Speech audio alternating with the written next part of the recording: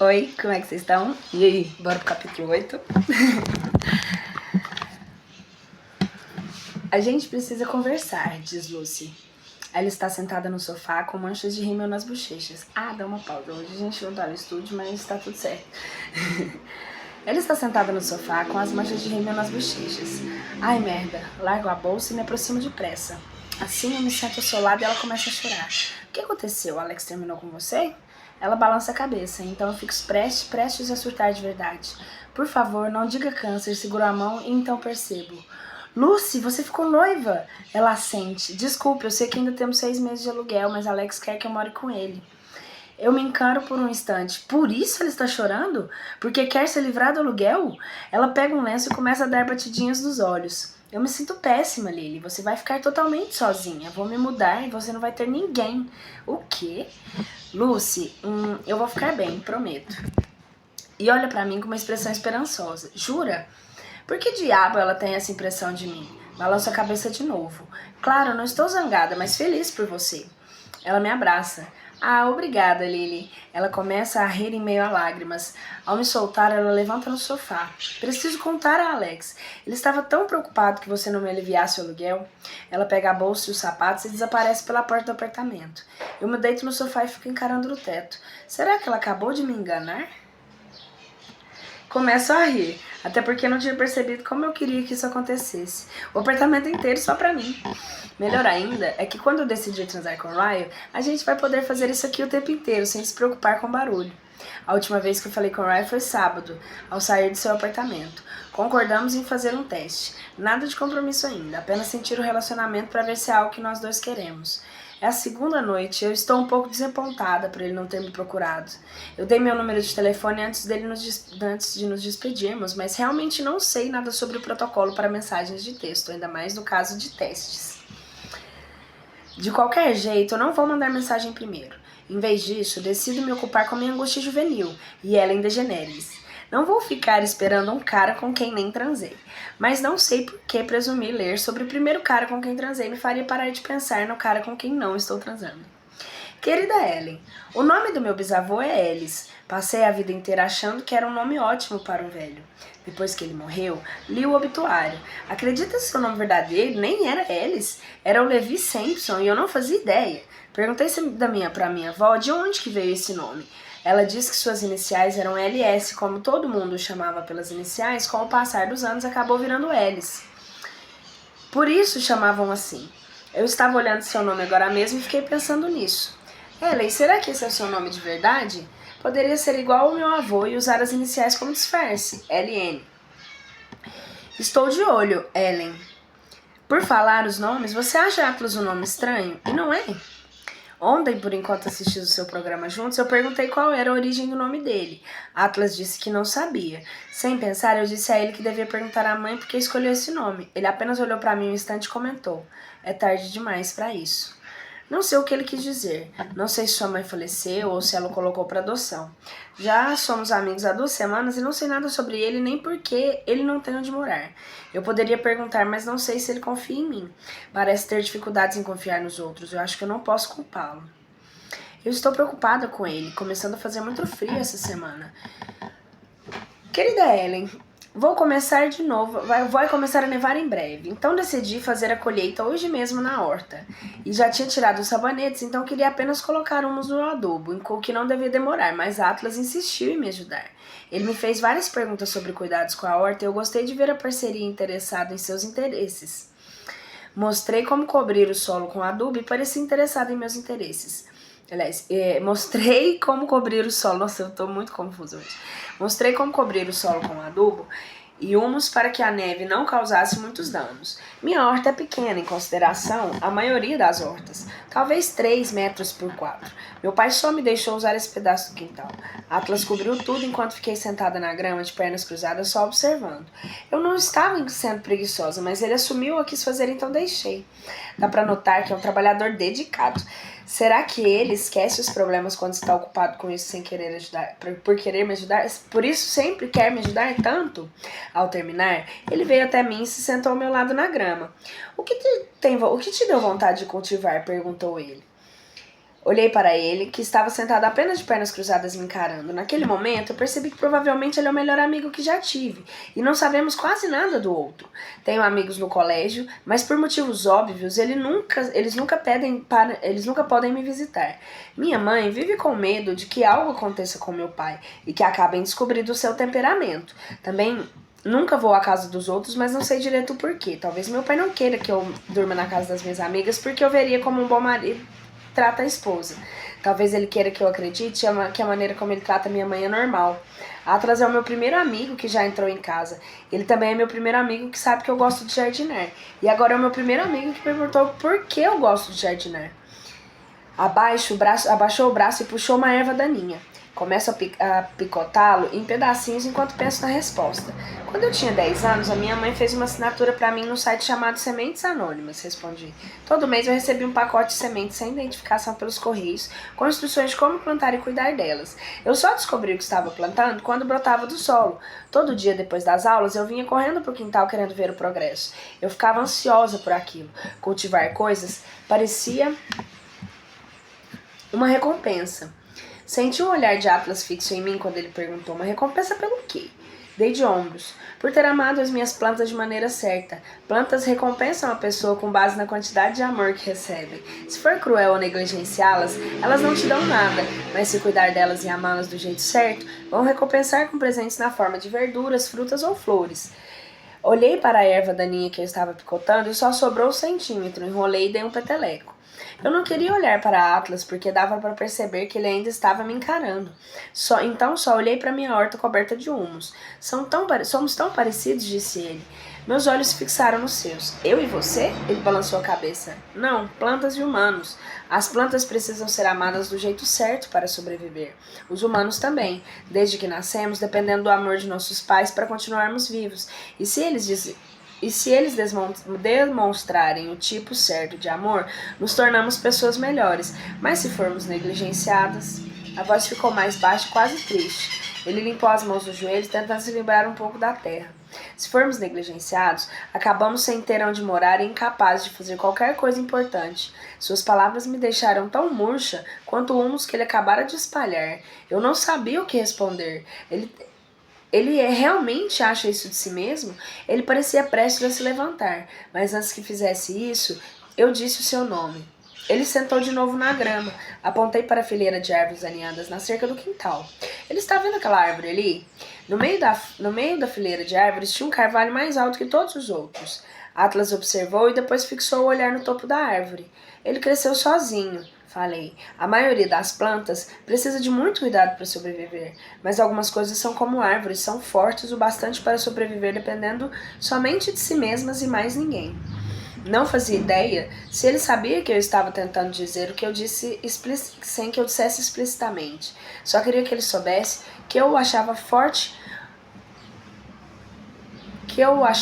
o suficiente para sobreviver ao que quer que estivesse acontecendo em sua vida. Eu não o conhecia bem, mas dava para perceber que ele era resistente, bem mais do que eu jamais seria se estivesse no lugar dele. Seus olhos estavam fixos na árvore. Demorou muito para ele piscar. Quando finalmente piscou, balançou a cabeça e olhou para a grama. Pela maneira como sua cabeça contorceu, achei que ele ia franzir a testa, mas em vez disso ele deu um sorrisinho. Ver aquele sorrisinho fez meu coração achar que eu tinha acabado de acordar de um sono profundo. Somos parecidos, disse ele, repetindo o que disse antes. Plantas e humanos? Perguntei. Ele balançou a cabeça. Não, eu e você. Fiquei boquiaberta. Ellen, eu espero que ele não tenha percebido, mas a verdade é que eu cheguei a arfar. Que diabo eu responderia aquilo? Fiquei apenas sentada, quieta e constrangida até ele se levantar. Depois se virou como se estivesse prestes a ir para casa. Atlas, espere. Ele olhou para mim. Apontei para suas mãos e disse: por acaso você não quer tomar uma ducha rápida antes de ir? O adubo é feito de estrume de vaca. Ele ergueu as mãos, olhou para elas e depois observou as roupas cobertas de adubo. Estrume de vaca? Sério? Sorri e confirmei com a cabeça. Ele riu um pouco antes que percebesse que estava no chão ao meu lado, limpando as mãos em mim. Nós dois rimos e quando estendeu o braço para o saco ao lado, enfiou a mão ali dentro e espalhou adubo em meus braços. Ellen, tenho certeza que a próxima frase que estou prestes a escrever jamais foi escrita ou dita em voz alta. Enquanto ele limpava a merda de vaca em mim, eu provavelmente nunca fiquei tão excitada. Depois de alguns minutos, nós estávamos deitados no chão, ofegantes, ainda rindo. Ele se levantou por fim e me ajudou a ficar de pé, sabendo que não podia desperdiçar qualquer minuto sequer para tomar uma ducha antes dos meus pais chegarem. Quando ele entrou no banho, fui lavar as mãos na pia e depois fiquei parada, me perguntando o que ele quis dizer quando falou que éramos parecidos. Será que foi um elogio? Pelo menos pareceu. Será que ele estava dizendo que também me acha forte? Porque na maior parte do tempo eu certamente não me acho forte. Naquela hora, só de pensar nele, eu me senti fraca. Fiquei pensando no que iria fazer em relação ao que estava começando a sentir perto dele. Também perguntei por quanto mais eu conseguiria escondê-los dos meus pais. Eu queria saber por quanto tempo ele ficaria naquela casa. Os invernos do Maine são insuportavelmente frios e ele não vai sobreviver sem aquecedor ou cobertores. Eu me recompus, fui atrás de todos os cobertores sobrando. Queria entregar a ele quando saísse do banho, mas já eram 5 horas e ele saiu apressado. Amanhã eu dou. Querida Ellen, Harry Connick é engraçado demais. Eu não sei se ele já foi alguma vez ao seu programa, mas eu odeio admitir que eu devo ter perdido 1 ou 2 episódios desde que você está no ar. Se nunca o tiver recebido, deveria fazer isso. Na verdade, você já assistiu Lady Night com Conan O'Brien? Tem um cara chamado Andy que sempre fica sentado no sofá. Eu queria que o Harry ficasse no seu sofá em todos os episódios. Ele tem as melhores respostas e ver vocês dois juntos seria épico. Queria te agradecer. Sei que você não tem um programa na TV só pra me fazer rir, mas às vezes é o que parece. Às vezes a minha vida faz sentir como se eu tivesse perdido a capacidade de rir, mas então eu sintonizo o seu programa e seja qual for o meu humor quando eu ligo a TV, sempre me sinto melhor depois do show. Então é isso, obrigada. Sei que provavelmente você quer saber sobre o Atlas e eu vou contar logo mais, porque eu primeiro preciso contar o que aconteceu ontem. Minha mãe é professora auxiliar na escola primária Brimmer e demora uns pouco para chegar de carro, por isso ela só volta umas 5. Meu pai trabalha 3 km de casa, então ele chega logo depois das 5. Temos uma garagem, mas só cabe um carro por causa de todas as coisas do meu pai. Ele guarda o carro na garagem e minha mãe deixa dela de frente de casa. Bem, ontem minha mãe chegou um pouco mais cedo. Atlas ainda estava aqui em casa e a gente estava quase terminando de ver seu programa quando eu escutei o portão da garagem se abrindo. Ele saiu correndo pela porta dos fundos e eu me apressei para limpar as latas de refrigerante e os lanches na sala. Tinha começado a nevar muito forte, mais ou menos na hora do almoço de ontem. E a minha mãe estava com muita coisa para carregar, então parou na garagem para poder entrar com tudo pela porta da cozinha. Era material de trabalho e algumas compras. Enquanto eu ajudava a trazer tudo para dentro, meu pai parou na frente da casa. Começou a buzinar porque ficou bravo quando minha mãe estava estacionada na garagem. Acho que ele não queria ter que sair de carro na neve. Só consigo pensar nesse motivo para ele querer que ela tirasse o carro naquele instante, em vez de simplesmente esperar que ela descarregasse tudo. Pensando bem, por que meu pai sempre fica na garagem? Um homem não deveria deixar a mulher que ama na pior vaga. Enfim, minha mãe ficou com aquele olhar bem assustado quando ele começou a buzinar e me disse para colocar tudo na mesa enquanto ela tirava o carro. Não sei o que aconteceu quando ela voltou lá pra fora. Eu escutei o estrondo depois e o grito. Então saí da garagem achando que talvez ela tivesse escorregado no gelo. Ellen, eu nem quero descrever o que aconteceu em seguida porque eu ainda estou um pouco chocada com tudo. Eu abri o portão da garagem e não vi minha mãe. Só vi o meu pai atrás do carro fazendo alguma coisa. Dei um passo perto e percebi que não estava conseguindo ver a minha mãe. Ele a tinha empurrado sobre o capô e estava com as mãos em seu pescoço. Ele estava estrangulando Ellen. Só de pensar dá vontade de chorar. Ele estava gritando com ela, encarando-a com muito ódio, dizendo que ela não respeitava o seu trabalho árduo. Não sei por que estava zangado, afinal só conseguia ouvir o silêncio da minha mãe enquanto se esforçava para respirar. Os próximos minutos são um borrão, mas eu sei que eu comecei a gritar com ele. Pulei nas costas do meu pai e comecei a bater em sua têmpora. E depois, não estava mais. Não sei mesmo o que aconteceu, mas acho que ele me jogou para longe. Só lembro que uma hora eu estava nas costas dele e depois estavas no chão com a minha testa muito dolorida. Minha mãe estava sentada ao meu lado, segurando a minha cabeça e me pedindo desculpas. Olhei ao redor em busca do meu pai, mas não encontrei. Ele tinha saído do carro depois que eu bati a cabeça. Minha mãe me deu um pano e me disse para colocar na cabeça porque eu estava sangrando. Ela me ajudou a entrar no carro e me levou para o hospital. No caminho, só disse uma coisa. Quando perguntarem o que aconteceu, diga que escorregou no gelo. Quando ela disse isso, eu olhei pela janela e comecei a chorar, porque eu tinha certeza de que havia sido a gota d'água que ela deixaria depois de ele ter me machucado. Foi naquele momento que eu percebi que ela nunca o largaria. Eu me senti muito derrotada, mas eu fiquei com medo demais para dizer algo a ela. Precisei levar 9 pontos na testa por causa do meu pai, que eu me machuquei. E ele não ficou para conferir como eu estava. Simplesmente deixou nós duas no chão da garagem e foi embora. Cheguei em casa muito tarde ontem à noite. Logo peguei no sono porque eles me deram um analgésico. Hoje de manhã, enquanto andava até o ônibus, eu tentei não olhar diretamente para o Atlas para que ele não reparasse na minha testa. Eu tinha ajeitado o cabelo para que não desse para ver. Ele nem percebeu na hora. Quando nos sentamos de um lado para outro, nossas mãos se encostaram enquanto colocávamos as coisas no chão. As mãos dele pareciam gelo, Ellen, gelo. Então eu percebi que eu tinha esquecido de dar os cobertores que havia separado para ele ontem porque minha mãe chegou antes do esperado. O incidente na garagem meio que dominou os meus pensamentos e eu me esqueci completamente. Tinha nevado e geado a noite inteira e ele havia ficado naquela casa no escuro sozinho. E agora ele estava tão frio que eu nem sei se estava vivo. Segurei as suas mãos e disse: Atlas, você está congelando. Ele não disse nada, começou a esfregar as mãos nas minhas para aquecê-las. Encostei a cabeça em seu ombro e fiz a coisa mais vergonhosa de todas. Comecei a chorar. Não choro com frequência, mas eu ainda estava muito chateada com o que tinha acontecido ontem. E eu me senti muito culpada por meu caminho no colégio.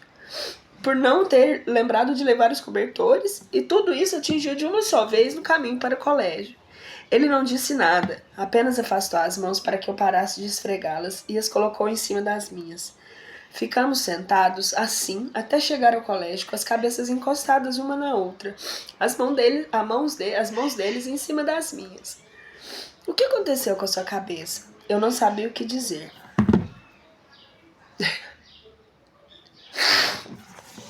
Eu não sabia o que dizer. Só consegui tocar o local com os dedos e olhar pela janela. Tenho tentado fazer com que ele confie em mim, na esperança de que ele me conte por que não tenho onde morar. Eu não quis mentir, mas eu também não queria contar a verdade. Ontem, depois que eu saí de casa, eu escutei alguma coisa acontecendo lá. Ouvi gritos. Seu grito depois, vi seu pai... ouvi gritos, o seu grito, e depois vi seu pai indo embora. Eu ia lá conferir se estava tudo bem com você, mas enquanto eu me aproximava, vi você saindo de carro com a sua mãe. Ele deve ter escutado a briga na garagem e visto minha mãe sair comigo para que eu levasse os pontos. Eu não conseguia acreditar que ele tinha ido até a minha casa. Sabe o que meu pai faria com ele se ele tivesse me visto com suas roupas? Fiquei muito preocupada, porque eu acho que ele não sabe do que meu pai é capaz. Olhei para ele e disse: Atlas, você não pode fazer isso, não pode passar lá em casa quando meus pais estão. Atlas ficou em silêncio e depois argumentou. Ouvi você gritar, Lily. O tom deu a entender que a minha segurança era mais importante que tudo. Eu me senti mal.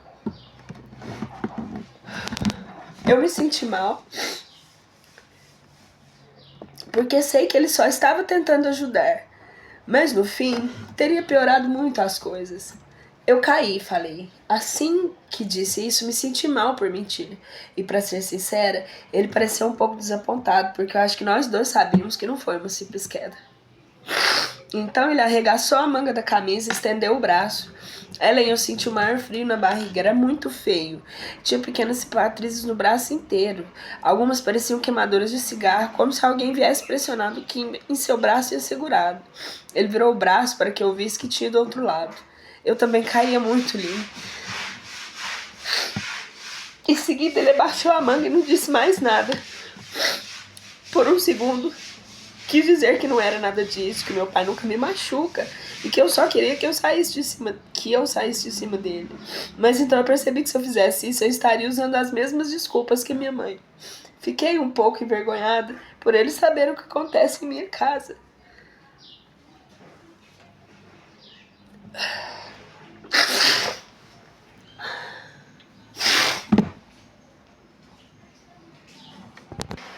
Fiquei um pouco envergonhada por ele saber o que acontece em minha casa. Passei o resto do caminho olhando pela janela porque eu não sabia o que dizer a ele. Quando chegamos em casa, o carro da minha mãe não estava lá na frente da casa, claro, não na garagem. O que significava que Atlas não podia assistir o programa comigo. Eu ia dizer que mais tarde levaria os cobertores, mas ao sair do ônibus ele nem se despediu, saiu andando pela rua como se estivesse zangado. Já escureceu e eu esperando meus pais dormirem, mas daqui a pouco vou levar alguns cobertores para ele. Querida Ellen, a situação está ficando complicada demais para mim. Às vezes você faz coisas que sabe que são erradas, mas que de alguma maneira também são certas. Não sei como explicar de forma mais simples. Quero dizer, eu só tenho 15 anos e certamente não deveria deixar garotos dormirem no meu quarto. Mas se a pessoa sabe que alguém precisa de um lugar para dormir, não é responsabilidade dela como ser humano ajudá-lo? Ontem à noite, depois que meus pais dormiram, eu saí escondida pela porta dos fundos para entregar os cobertores a Atlas. Levei uma lanterna porque ele estava escuro. Ainda estava nevando muito. Quando cheguei à casa, estava congelando. Bati na porta dos fundos e assim que ele abriu, passei por ele para me livrar do frio. Mas eu não saí do frio. De algum modo, a casa ainda estava ainda mais fria. Mantive a lanterna ligada, iluminei a sala e a cozinha. Não tinha nada lá, Ellen. Nenhum sofá, nenhuma cadeira, nenhum colchão. Entreguei os cobertores e aí continuei olhando ao redor. Tinha um buraco enorme no teto da cozinha. O vento e a neve simplesmente entram com força. Quando iluminei a sala, vi as coisas dele nos cantos. Sua mochila e a mochila que eu dei. Havia mais uma pequena pilha de outras coisas que eu tinha dado, como algumas roupas do meu pai. E as 2 toalhas no chão. Imagino que ele se deitava numa e se cobria com a outra. Pus a mão na boca porque fiquei horrorizada. Ele estava morando daquele jeito há semanas. Atlas colocou as mãos em minhas costas e tentou me levar até a porta. Você não deveria estar aqui, Lily, disse ele. Vai acabar se encrencando. Então agarrei sua mão e disse, você também não deveria estar aqui. Comecei a carregá-la até a porta e ele puxou a mão de volta.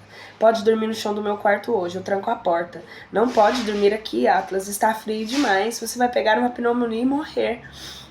Ele parecia não saber o que fazer. Tenho certeza que a possibilidade de ser flagrado em meu quarto era tão assustadora quanto pegar pneumonia e morrer. Ele olhou para o seu fofo, balançou a cabeça uma vez e disse, tá bom. Ai, galera. E aí a gente continua. Boa noite.